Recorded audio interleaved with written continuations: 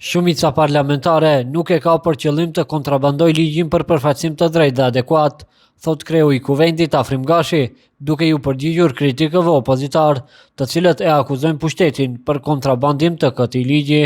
Gashi thot se shumica është e përkushtuar dhe po punon në çdo detaj të këtij ligji me ekspert ndërkombëtar dhe vendor. Nuk është ideja që të kontrabandohet diçka që ne kemi filluar 2 vite, po punojmë në mënyrë shumë të detajuar, me prezencë dhe me participim të ekspertëve të Komisionit të Venecias, ligji i sjellur në procedurë të rregullt, me debat publik, me gjithë këto nishane, askush nuk e ka idenë dhe nuk e ka qëllimin që të kontrabandohet, për shkak se gjithë kjo procedurë, gjithë kjo përgatitje për atë ligj nuk mund të cilësohet në atë mënyrë. Ai tha se si kryetari i kuvendit tenton për çdo ditë të normalizojë komunikimin mes grupeve parlamentare për këtë dhe ligjet e tjera. Gashi është i mendimit që ligji duhet të miratohet sepse bëhet fjalë për përfaqësim të drejtë, që është edhe kategori kushtetuese.